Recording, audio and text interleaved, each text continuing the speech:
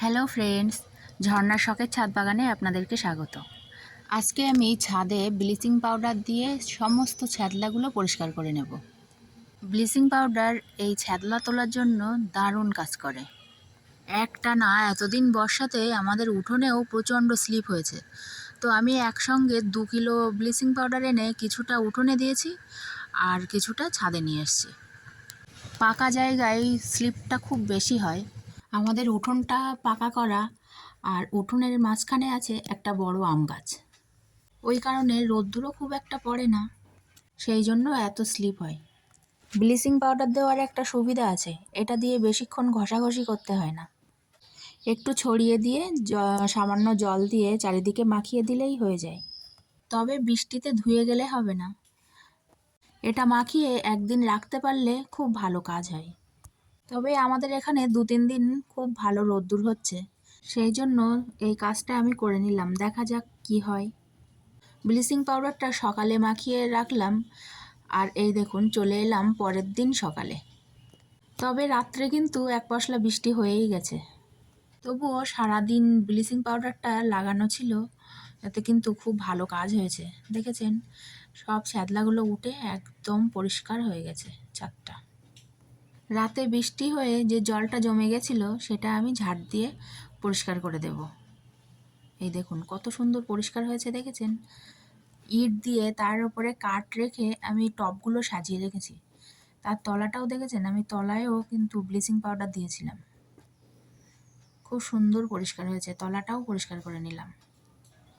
ছাদের একটা বড় কাজ করা হয়ে গেল, এবার চলুন কিছুটা সবজি তুলে নিই। ছাদ বাগানে এলে কিছুটা সবজি তো নিতেই হবে, তাই না বলুন? সবজি না নিলে কি মন ভালো লাগে? তাই যে সবজিই থাক না কেন। তো প্রথমে আমার ছাদ বাগানে থেকে আমি ভেন্ডি তুলে নিচ্ছি। ভেন্ডি কিন্তু সব সময়ই হয়, একদিন বাদে একদিন একে তুলতেই হয়। সেই জন্য ছাদে এলে অন্য কিছু থাক না থাক আমার ভেন্ডিটা তো থাকবেই।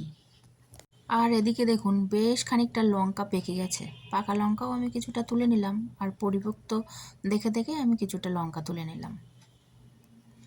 আর এই যে একটা সুন্দর গাছ হয়েছে, এটা কিন্তু গোল লঙ্কা, দেখেছেন কত সুন্দর দেখতে। আমার ছাদ বাগানে কিন্তু প্রথম হয়েছে এই লঙ্কাটা। আমি একটু বড় দেখে দেখে 4টে তুলে নিলাম। লঙ্কাগুলো কিন্তু খুব একটা পরিপক্ক হয়নি, তবুও আমি দেখে থাকতে পারলাম না। আর এদিকে দেখুন লেবু গাছে এই দেখুন লেবু পেকে গেছে, আমার হাত দিয়ে ধরার আগের থেকেই লেবুটা পড়ে গেল। এটাকে তো আমি নিয়ে নিলাম, আর গাছে আর একটা লেবুও পাকা আছে, তো এটাকেও আমি আর রাখলাম না, নিয়ে নিলাম। আজকের মতো ছাদ বাগানে এটুকুই সবজি হলো। এবার চলুন নিচের বাগানে যাই কলা পাড়তে। ওই দেখুন গাছটা ভেঙে গেছে, ভাঙা গাছ থেকে আমি হাত দিয়ে কয়েকটা কলা পেড়ে নিলাম। ঘরে আছে ইলিশ মাছ, তো চলুন ঝটপট কাঁচকলা দিয়ে ইলিশ মাছের হালকা একটা ঝোল বানিয়ে ফেলি, তারপরে আবার ছাদে যাওয়া যাবে। তো প্রথমে ইলিশ মাছটাকে নুন হলুদ মাখিয়ে ভেজে নিলাম। কাঁচকলা দিয়ে ইলিশ মাছের ঝোল কি আপনারা কখনো খেয়েছেন? যদি খান কমেন্টে জানাবেন। আমরা কিন্তু খাই, পেঁপে দিয়ে কাঁচকলা দিয়ে ইলিশ মাছের হালকা ঝোল করে খাই আমরা। এবার কাঁচকলাটাকে কেটে নিয়ে ভালো করে হলুদ দিয়ে মাখিয়ে ধুয়ে নেব, কারণ হলুদ দিয়ে মাখালে আঠা ভাবটা কেটে যাবে। এবার মাছ ভাজার তেলে একটু জিরে ফোড়ন দিয়ে নিলাম, কলাগুলোকে দিয়ে একটু ভাজা করে নেব।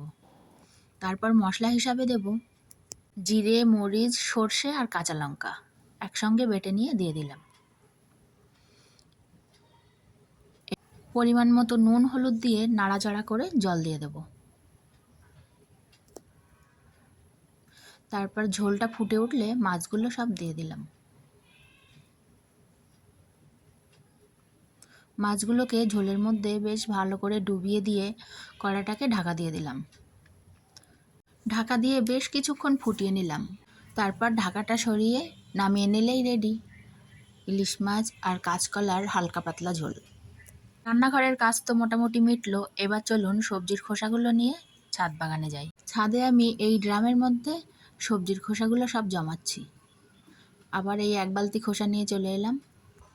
বেশ কিছুদিন ধরে দিচ্ছি এখানে সবজির খোসা, আর গার্ডেন ওয়েস্টে ছাদে যা হয় সবগুলোই তো এখানেই দিয়ে দিই। দিয়ে এটাকে ভর্তি করে কিছুটা মাটি চাপা দিয়ে রেখে দেবো। শীতকালের সবজির জন্য খুব উন্নত মানের মাটি তৈরি হবে। ভিডিওটা আজকের মতো এখানেই শেষ করছি। ভিডিওটা ভালো লাগলে আপনারা লাইক, কমেন্ট, শেয়ার, সাবস্ক্রাইব করে আমার পাশে থাকবেন।